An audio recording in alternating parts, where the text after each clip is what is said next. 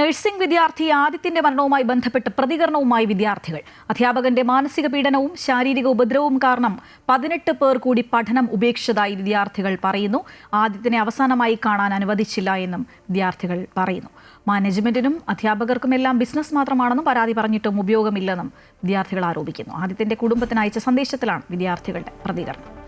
കൂടുതൽ വിവരങ്ങളുമായി AB John Thomas ചേരുകയാണ്. എബി, ആദിത്യന്റെ മരണവുമായി ബന്ധപ്പെട്ട കൂടുതൽ ആരോപണങ്ങൾ വിദ്യാർത്ഥികൾ ഉന്നയിക്കുകയാണ്. വിവരങ്ങൾ ഇതുമായി ബന്ധപ്പെട്ട് ശ്രീജ, കഴിഞ്ഞ ദിവസം തന്നെ ഇത്തരത്തിലുള്ള ആരോപണം വിദ്യാർത്ഥികളുടെ ഭാഗത്തുനിന്നുണ്ടായിരുന്നു. കുടുംബവും ഇതേ ആരോപണം തന്നെ ഇന്നലെ ആദിത്യന്റെ സംസ്കാര ചടങ്ങുകളൊക്കെ തന്നെ നടന്നത് ഇന്നലെയും കുടുംബം ഇതേ സമാനമായ രീതിയിലുള്ള ആരോപണം ഉന്നയിക്കുന്ന സാഹചര്യം ഉണ്ടായിരുന്നു. ഇന്നിപ്പോൾ കൂടുതൽ വിദ്യാർത്ഥികൾ ഈ കോളേജുമായി ബന്ധപ്പെട്ട് കൂടുതലായിട്ടുള്ള പരാതികൾ ഉന്നയിക്കുന്നു. അത് കുടുംബത്തിനോട് അവരുടെ ബുദ്ധിമുട്ടുകൾ പങ്കുവെക്കുന്നു, അല്ലെങ്കിൽ അവരനുഭവിച്ചത് അവരും സമാനമായ രീതിയിലുള്ള പ്രശ്നങ്ങളിലൂടെ കടന്നുപോയിട്ടുണ്ട് എന്നുള്ള കാര്യവും അവർ പങ്കുവെക്കുകയും ചെയ്യുന്നു. ആ നിലയ്ക്ക് ആദിത്യന്റെ സഹോദരൻ അയച്ചിരിക്കുന്ന സന്ദേശത്തിലാണ് ഇത്തരത്തിലുള്ള കാര്യങ്ങൾ അവർ ചൂണ്ടിക്കാണിക്കുന്നത്.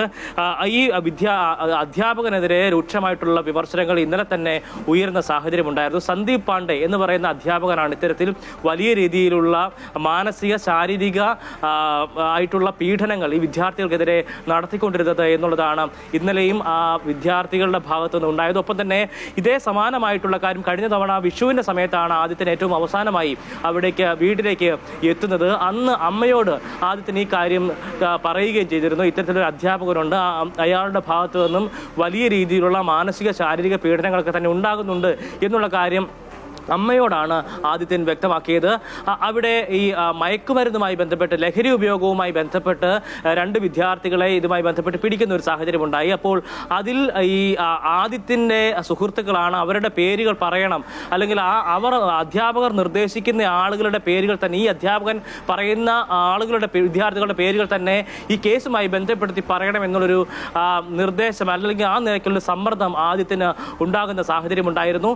ആ കാര്യങ്ങൾ അടക്കം ആദിത്യൻ മാതാപിതാക്കളുമായി പങ്കുവയ്ക്കുന്ന ഒരു സാഹചര്യം, മാതാപിതാക്കൾ അമ്മയോടാണ് ഇക്കാര്യം പറയുന്നത്. ഒപ്പം തന്നെ ഇപ്പോൾ കോളേജ് ഇതുമായി ബന്ധപ്പെട്ട്, ഈ ആദിത്യന്റെ മരണവുമായി ബന്ധപ്പെട്ട് കോളേജ് നടത്തുന്ന നറേറ്റീവ് എന്ന് പറയുന്നത് അത് ഒരു തരത്തിലും ഈ ഒരു പ്രശ്നം അത് കുടുംബ പ്രശ്നമാണ് എന്നുള്ളതാണ് കോളേജ് ചൂണ്ടിക്കാണിക്കുന്ന ഒരു കാര്യം. അങ്ങനെ ഒരു തരത്തിലുള്ള കുടുംബ പ്രശ്നങ്ങളും തങ്ങൾക്കില്ല എന്നുള്ളതാണ് കുടുംബം ഇപ്പോൾ വ്യക്തമാക്കുന്ന ഒരു പ്രധാനപ്പെട്ട കാര്യം എന്ന് പറയുന്നത്. ഇതുമായി ബന്ധപ്പെട്ട ആരുടെയും തന്നെ നേർക്കുള്ള അന്വേഷണം ഇതുവരെയും പോലീസിന്റെ ഭാഗത്തുനിന്നും ഉണ്ടായിട്ടില്ല എന്നതും വളരെ ഗൗരവമുള്ളൊരു വിഷയമായി തന്നെ കാണേണ്ടതുണ്ട്.